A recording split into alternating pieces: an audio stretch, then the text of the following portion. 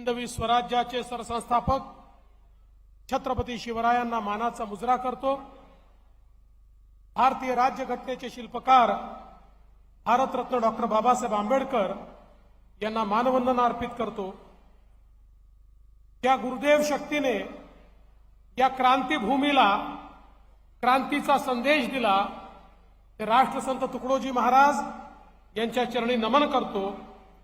आजच्या विजय संकल्प सभेमध्ये मंचावर उपस्थित असलेले महाराष्ट्र सरकारचे मंत्री आदरणीय धर्मराव बाबा आत्रामजी, आपले लोकप्रिय उमेदवार अशोकराव नेतेजी, आपले कार्यसम्राट आमदार बंटीभाऊ भांगडियाजी, डॉक्टर नामदेव उसेंडीजी, बसंतजी वारजूकर, श्यामजी हटवादे, राजू पाटीलजी, राजू देवतळेजी, अशोक रामटेकेजी, मनीष तुंपल्लीवारजी, ममताताई डुकरे, मायाताई ननावरे, प्रियाताई तांबट, मनोहरजी मुंगळे, घनश्यामजी डुकरे, गणेशजी तारवेकर, संतोषजी रडके, आवेशजी, योगेशजी ढगे, या ठिकाणी उपस्थित सचिनजी अगडे, हेमंतजी भैसारे, कृष्णाजी सहारे, मनोजजी लटके, मंचावरील सर्व मान्यवर आणि या ठिकाणी उपस्थित माझ्या सर्व माता भगिनी आणि बंधूंनो, आज अशोकराव नेते यांच्या प्रचाराच्या निमित्ताने आपण सर्व लोक या ठिकाणी एकत्रित आलो आहोत। आताच धर्मराव बाबा आत्राम साहेबांनी या ठिकाणी काँग्रेस कशा प्रकारे आदिवासींना वागवत आहे हे आपल्या समोर मांडलं। नामदेव उसेंडी या ठिकाणी आहेत, ते देखील काँग्रेसचं तिकीट मागायला गेले होते। त्यांना काँग्रेसने विचारलं पैसे आहेत का सांगा, ते म्हणे नाही माझ्या मागे लोक आहेत, पैसे नाही आहे। तर म्हणे तुम्ही घरी बसा, ज्याच्याकडे पैसे आहेत त्याला आम्ही तिकीट देणार आहोत। आणि पैसा पाहून त्यांनी तिकीट दिलं, जो गडचिरोलीचाही नाही, जो चंद्रपूर जिल्ह्याचाही नाही, ज्याला या लोकसभा मतदारसंघाचं काहीच माहीत नाही, केवळ पैशाकरता या ठिकाणी तिकीट देण्याचं काम हे काँग्रेस पक्षाने केलं। त्या काँग्रेस पक्षाच्या नेत्यांना मी सांगतो, अरे या गडचिरोली चिमूर मतदारसंघाच्या लोकांना प्रेमाने विकत घेता येते, पैशाने विकत घेता येत नाही। बंधू भगिनींनो, ही जी निवडणूक आहे ही ग्रामपंचायतची निवडणूक नाही, नगरपालिकेची नाही, ही निवडणूक जिल्हा परिषदेची नाही, ही निवडणूक विधानसभेची देखील नाही, ही देशाच्या लोकसभेची निवडणूक आहे। देशाचा नेता निवडण्याची निवडणूक आहे। देशाचे प्रधानमंत्री कोण होतील हे आपल्या मतातनं व्यक्त करण्याची ही निवडणूक आहे। आणि या निवडणुकीमध्ये केवळ दोन खेमे तयार झाले आहेत। एकीकडे माननीय नरेंद्र मोदी साहेबांच्या नेतृत्वात एनडीए आणि महायुती आहे, आणि दुसरीकडे राहुल गांधींच्या नेतृत्वात 26 पक्षांची इंडी आघाडी आहे, महाविकास आघाडी आहे। आपली गाडी विकासाची आहे, आपल्या विकासाच्या गाडीचं इंजिन हे मोदी साहेब आहेत। आणि मोदी साहेबांसोबत आपले एकनाथरावजी शिंदे असतील, आपले अजितदादा पवार असतील, आपला रिपाई सारखा पक्ष असेल, वेगवेगळे पक्ष, एनडीएचे पक्ष हे या गाडीमध्ये बोगीच्या रूपानं लागले आहेत। आपली गाडी कशी आहे, या गाडीला लागलेल्या बोग्यांमध्ये दीन दलित, गोर गरीब, आदिवासी, शेतकरी, शेतमजूर, महिला, अल्पसंख्याक, ओबीसी प्रत्येकाला बसण्याची जागा आहे। आणि मोदीजींचं इंजिन इतकं पॉवरफुल आहे की सगळ्यांना घेऊन विकासाकडे आपली गाडी चालते। राहुल गांधींची गाडी कशी आहे, या ठिकाणी फक्त इंजिन आहे, डब्बे नाहीच आहे। कारण राहुल गांधी म्हणतात मी इंजिन आहे, शरद पवार म्हणतात मी इंजिन आहे, उद्धव ठाकरे म्हणतात मी इंजिन आहे, ममता बॅनर्जी म्हणते मी इंजिन आहे, लालू प्रसाद म्हणतो मी इंजिन आहे, त्या ठिकाणी आमचे स्टॅलिन म्हणतात मी इंजिन आहे। प्रत्येक जण म्हणतो मी इंजिन आहे. आता इंजिन मध्ये किती लोकांना बसायची जागा असते? फक्त ड्रायव्हरला बसायची जागा असते. इंजिन मध्ये कोणाला बसण्याची जागा नसते. समाजातला कोणी इंजिन मध्ये बसू शकत नाही, फक्त ड्रायव्हर बसू शकतो. आणि यांचे इंजिनही कशी आहे? एक इंजिन पूर्वेला जाते तर दुसरं पश्चिमेला जाते, एक इंजिन दक्षिणेला ओढते तर दुसरं उत्तरेला ओढते. यांची गाडी पुढे जातच नाही. न हालणारी न डुलणारी अशा प्रकारची गाडी ही इंडिया आघाडीची या ठिकाणी तयार झालेली आहे. राहुल गांधीची पुढे न जाणारी गाडी या ठिकाणी तयार झाली आहे. आणि म्हणून मोदीजींच्या गाडीमध्ये प्रत्येकाला जागा आहे, प्रत्येकाचा विकास होणार आहे. प्रत्येकाला विकासाकडे नेणाऱ्या गाडीत जर बसायचं असेल तर अशोक नेतेच्या कमळाचं बटन दाबलं की आपण मोदीजींच्या गाडीत बसणार आहोत.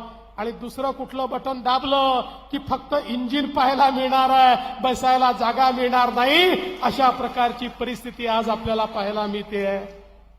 बंधू भगिनींनो, गेल्या 10 वर्षामध्ये मोदीजींनी भारताला बदललं. या भारतामध्ये नारे दिले जायचे गरिबी हटावचे.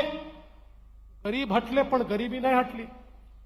इंदिराजींनी नारा दिला, नेहरूजींनी नारा दिला, राजीवजींनी नारा दिला, सोनियाजींनी नारा दिला, राहुलजी पण नारा देत आहेत. प्रत्येकाने नारा दिला गरिबी हटाव, पण हे गरिबी हटवू शकले नाहीत. यांनी आपल्या चेला चपाट्यांची गरिबी हटवली, पण सामान्य माणसाची गरिबी हटवू शकले नाहीत. पण एक सामान्य चहा विकणाऱ्याचा पोऱ्या या देशाचा पंतप्रधान झाला तर गरिबी हटवण्याकरता गरीब कल्याणाचा अजेंडा या देशामध्ये मोदीजींनी लागू केला. 10 वर्षातला चमत्कार बघा. 10 वर्षामध्ये मोदीजींनी या देशातल्या 25 कोटी लोकांना गरिबी रेषेच्या बाहेर काढलं. जे 25 कोटी लोक गरिबी रेषेखाली होते त्यांच्या जीवनात 10 वर्षात परिवर्तन केलं.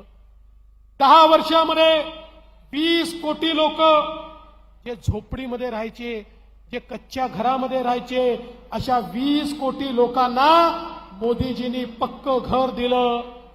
10-11 कोटी घरांमध्ये ज्या ठिकाणी शौचालय नव्हतं, 11 कोटी घरं म्हणजे 55 कोटी लोक, त्या 11 कोटी घरांमध्ये शौचालय नव्हतं. त्या 11 कोटी घरांमध्ये मोदीजींनी शौचालय बांधलं. त्या 10 कोटी घरांमध्ये चुलीवर स्वयंपाक व्हायचा. त्या 10 कोटी घरांमध्ये गॅस देण्याचं काम मोदीजींनी केलं. आपल्या स्वातंत्र्याच्या 70 वर्षानंतर 50 कोटी लोक असे होते ज्यांच्या घरामध्ये पिण्याचं पाणी येत नव्हतं. आमच्या माता भगिनींना हंडा घेऊन विहिरीवर नाहीतर नदीवर जावं लागायचं. त्या 50 कोटी घरांमध्ये पिण्याचं शुद्ध पाणी नळाच्या माध्यमातून देण्याचं काम हे या ठिकाणी मोदीजींनी केलं. 55 कोटी लोकांना आयुष्यमान भारताच्या माध्यमातून कार्ड दिलं आणि 5 लाखापर्यंत सगळा इलाज मुफ्त करण्याचा निर्णय घेतला. आज मला हजारो लोक भेटतात आणि मला म्हणतात मोदीजींना आम्हाला आशीर्वाद द्यायचे आहे. मी विचारतो का द्यायचे आहे? म्हणतात आमच्या घरी बिमारी होती, पैसा नव्हता, आम्हाला वाटायचं आता बिमारीने मरावं लागेल, कोण पैसा खर्च करेल? पण मोदीजींनी आमच्याकरता पैसा खर्च केला. आमचं ऑपरेशन झालं, आम्ही या ठिकाणी जिवंत आहोत. कोणाचं डोळ्याचं ऑपरेशन झालं, कोणाचं खुब्याचं ऑपरेशन झालं, कोणाचं गुडघ्याचं ऑपरेशन झालं, कोणाचं हायड्रोसिलचं ऑपरेशन झालं, कोणाचं हार्टचं ऑपरेशन झालं, कोणाचं किडनीचं ऑपरेशन झालं. आज गरीब माणसाला माहिती आहे माझे मोदीजी आहेत, मला इलाजाबिना मोदीजी मरू देणार नाही. आज आपण बघा, जो आमचा फुटपाथ दुकानदार आहे, जो आमचा गरीब आहे, पान ठेलेवाला आहे, हात ठेलेवाला आहे, अशा लोकांना मोदीजींनी कोविड नंतर आपल्या पायावर उभं केलं आणि स्वनिधीच्या माध्यमातून त्यांना देखील पैसा दिला. आपण पाहू शकतो आमच्या महिला या ठिकाणी आहेत. मोदीजींनी 8 लाख कोटी रुपये 85 लाख महिला बचत गटांना दिले आणि महिलांना आपल्या पायावर उभं करण्याचं काम केलं. आज आपल्या घरातले जे वयस्कर लोक आहेत, जे आमचे म्हातारे लोक आहेत, अशा वयोवृद्ध लोकांकरता वयोश्रीची योजना आणली. कोणाला चष्मा पाहिजे तर चष्मा दिला, कानाची मशीन पाहिजे तर कानाची मशीन दिली, कवळी पाहिजे तर कवळी दिली, हातकाठी पाहिजे तर हातकाठी दिली, खाली बसता येत नाही तर कमोड देखील दिला. या सगळ्या गोष्टी आमच्या सिनियर सिटीजनला त्या ठिकाणी मोफत देण्याचं काम केलं. आमचे जे दिव्यांग आहेत, ज्यांना चालता येत नाही, त्यांना पाय दिले, त्यांना हात दिले, अशा प्रकारचे पाय दिले. कालपर्यंत ज्याला चालता येत नव्हतं तो आज मोटरसायकल चालवू शकतो. अशा प्रकारचे प्रोस्थेटिक पाय जे जगाच्या पाठीवर केवळ फ्रान्समध्ये तयार व्हायचे, ते पाय आज आमच्या गरीब दिव्यांगांना, ते हात आमच्या गरीब दिव्यांगांना देण्याचं काम हे मोदीजींनी या ठिकाणी केलं. आज आपण पाहू शकतो 50 कोटीपेक्षा जास्त लोकांना आपल्या पायावर उभं करण्याकरता मोदीजींनी मुद्राचं लोन दिलं. मुद्रा लोन देत असताना पूर्वी एखादा व्यक्ती बँकेत गेला तर बँक म्हणायचं, तुमच्याकडे तारण ठेवायला काही प्रॉपर्टी आहे का? तुमचा नातेवाईक सरकारी नोकर आहे का? तो सरकारी नोकर असेल तर त्याची गॅरंटी लिहून द्या, मग तुम्हाला आम्ही या ठिकाणी लोन देऊ. मोदीजींनी सांगितलं, गॅरंटी मी घेतो, यांना लोन द्या. 50 कोटीपेक्षा जास्त लोकांना लोन मिळालं. आणि माझ्या माता भगिनींनो, या 50 कोटीमध्ये 31 कोटी महिला आहेत ज्या आपल्या पायावर मोदीजींमुळे उभ्या राहिल्या. आणि मोदीजी म्हणतात, जेव्हा एक पुरुष पायावर उभा राहतो तेव्हा केवळ पुरुष पायावर उभा राहतो, पण जेव्हा महिला पायावर उभी राहते तेव्हा पूर्ण परिवार पायावर उभा राहतो. आणि म्हणून महिलांना अधिकार देण्याचं काम या ठिकाणी मोदीजींनी केलं.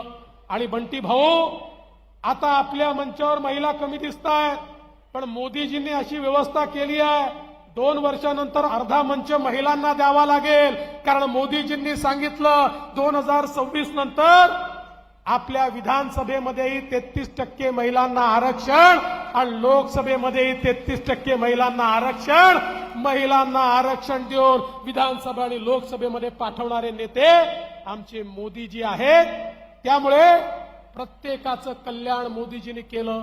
आज आमच्या ओबीसी समाजाकरता, आमच्या 12 बलुतेदारांकरता ज्या प्रकारे मोदीजींनी योजना आणली, पारंपरिक व्यवसाय करणारे आमचे ओबीसी यांना 20,000 कोटी रुपयाची योजना देऊन त्यांना आधुनिक कौशल्य द्यायचं, त्यांना पैसे द्यायचे, त्यांना मशिनरी द्यायची आणि त्या माध्यमातून त्यांना चांगल्या प्रकारे आपला व्यवसाय नव्याने करता येईल, असं 12 बलुतेदारांना त्या ठिकाणी खऱ्या अर्थानं मदत करणारे मोदीजी आहेत.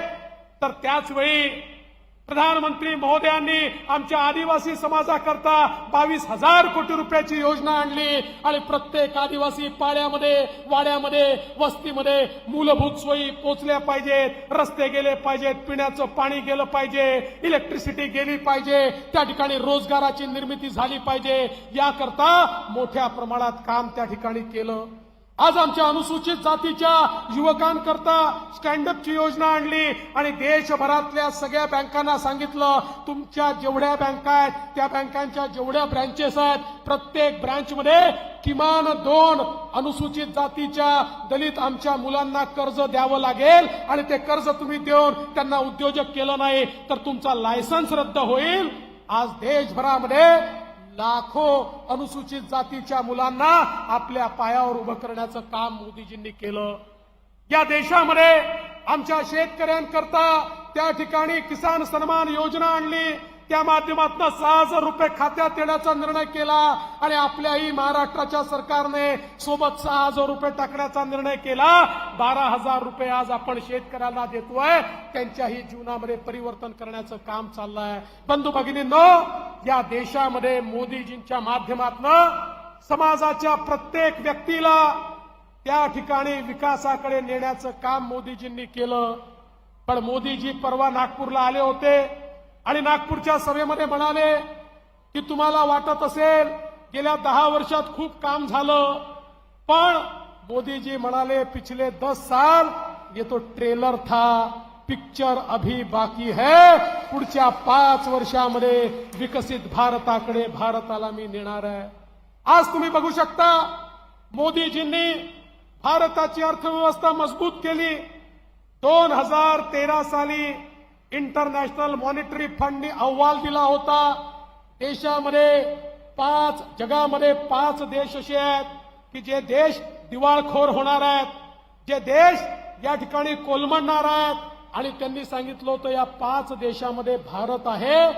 10 वर्षात मोदीजींनी अशी अवस्था आणली की त्याच IMFने 2023ला अहवाल दिला आणि सांगितलं जगातली सगळ्यात वेगानं विकसित होणारी अर्थव्यवस्था ही भारताची अर्थव्यवस्था आहे. सगळ्यात मजबूत अर्थव्यवस्था ही भारताची अर्थव्यवस्था आहे. आणि 10 वर्षामध्ये 11व्या क्रमांकावरनं भारताची अर्थव्यवस्था 5व्या क्रमांकावर आणली. मला कोणी प्रश्न विचारू शकतो, अर्थव्यवस्था मोठी झाली तर आम्हाला काय फायदा? मोदीजी म्हणतात पुढच्या 5 वर्षामध्ये ही अर्थव्यवस्था जगातली 3री मोठी अर्थव्यवस्था मी तयार करेल. कोणी म्हणू शकतं अर्थव्यवस्था मोठी झाली तर मला काय फायदा आहे? बंधू भगिनींनो, अर्थव्यवस्था मोठी होते तर संधी तयार होतात. अर्थव्यवस्था मोठी होते, रोजगाराची निर्मिती होते. अर्थव्यवस्था मोठी होते, रस्ते बनतात, पूल बनतात, फ्लायओव्हर बनतात, रेल्वे बनते, एअरपोर्ट बनतात, पोर्ट बनतात, घरं बनतात, घरामध्ये पाणी येतं. अर्थव्यवस्था जेव्हा मजबूत होते देशाच्या तिजोरीत पैसा येतो.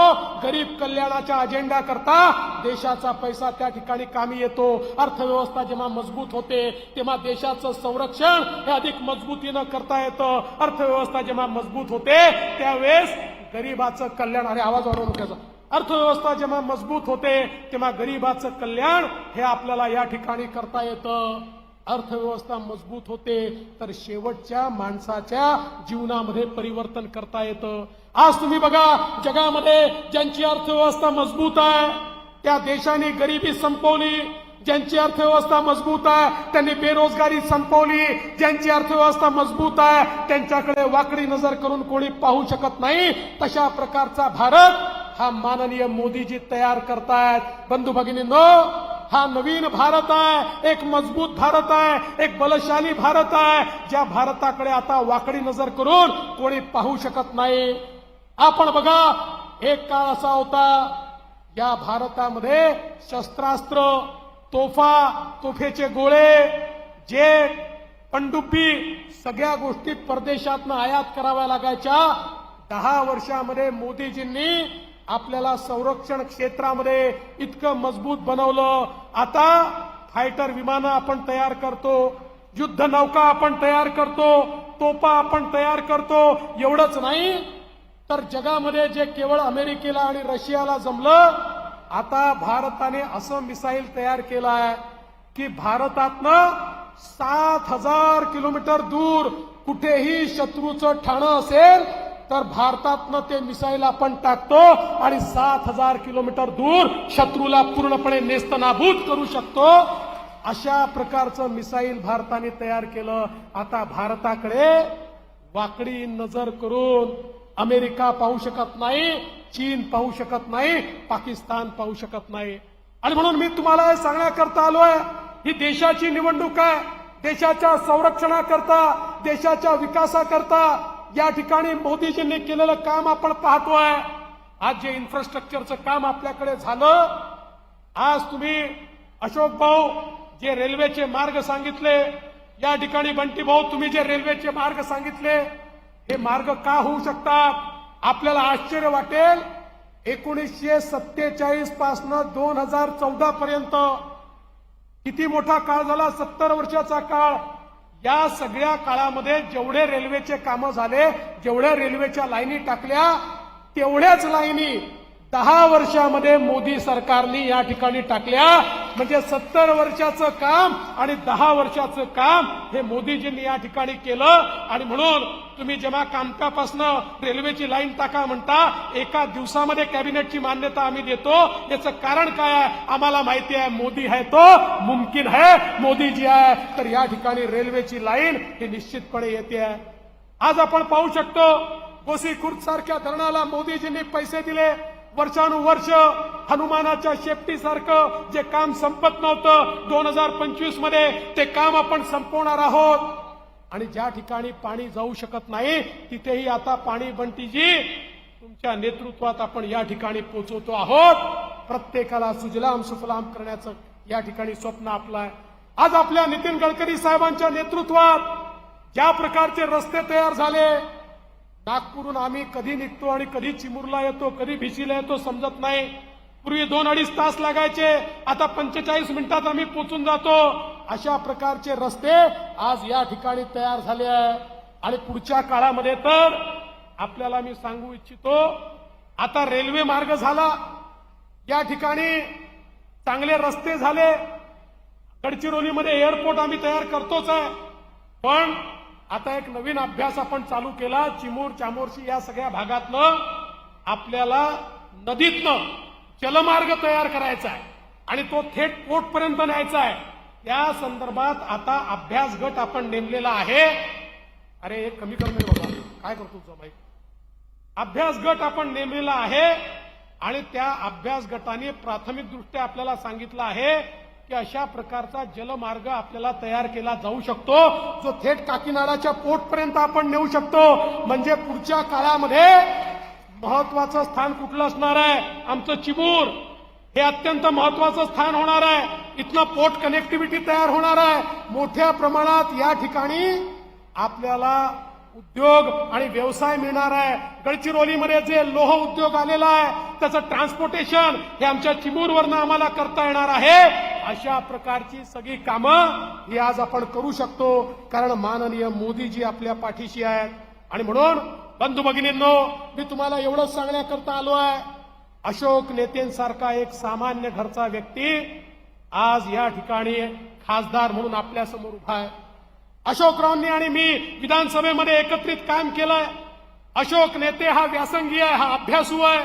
अशोक नेते हा प्रामाणिक आहे. अशोक नेते शांत आहेत. अशोक नेते हे सर्वांना त्या ठिकाणी उपलब्ध आहेत. अशोक नेते असा व्यक्ती आहे की ज्या व्यक्तीपर्यंत पोहोचल्यानंतर त्याच्यामध्ये नेत्याचा भास होत नाही. इतके वर्ष आमदार खासदार राहिल्यानंतर अशोक नेते कार्यकर्त्यासारखेच राहिले, ते आमदार झाले नाहीत. मला कधी कधी आश्चर्य वाटतं की या ठिकाणी काँग्रेसच्या नेत्यांना झालं काय आहे, काय झालंय मला समजत नाही. त्यांना पराभव दिसल्यामुळे आता त्यांना काही सुचत नाही. तर आता अशोक नेते हे आदिवासी नाही अशा प्रकारचे आरोप लावतात. अरे वेड्यांनो, गेले 25 वर्ष अशोक नेते आदिवासी म्हणून निवडून येतात, तेव्हा तुम्हाला ते दिसलं नाही आणि आता तुम्ही आरोप लावता. अरे अशा प्रकारचे आरोप लावणं हा इतका मूर्खपणा आहे. या ठिकाणी बच्च्याला माहिती आहे अशोक नेते गरीब आदिवासी घरचा मुलगा आज या ठिकाणी नेता झालाय. पण ह्यांचं धर्मराव बाबा तुम्हाला ते का शिवाय देतात, एवढ्या करता देतात, हे पाहू शकत नाही की आदिवासीची मुलं मोठी होत आहेत. हे पाहू शकत नाही की आदिवासी समाजातले नेते तयार होत आहेत. यांना आदिवासी समाजातले नेते हे केवळ आपल्या हाताखाली हवे आहेत.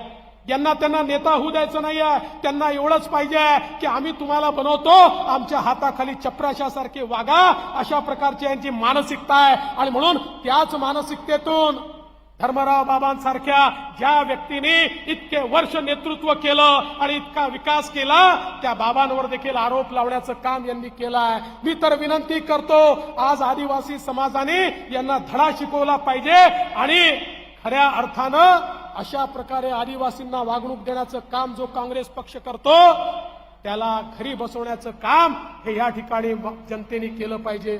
मी पुन्हा एकदा तुम्हाला विनंती करण्याकरता आलो आहे, मोदीजींना निवडून द्यायचं आहे, नवीन भारत तयार करायचा आहे. मोदीजींच्या टीम मध्ये त्या ठिकाणी एक खासदार म्हणून आमचे अशोक भाऊ नेते आपल्याला पाहिजे आहेत. आणि म्हणून 19 तारखेला कमळाचं बटन दाबा.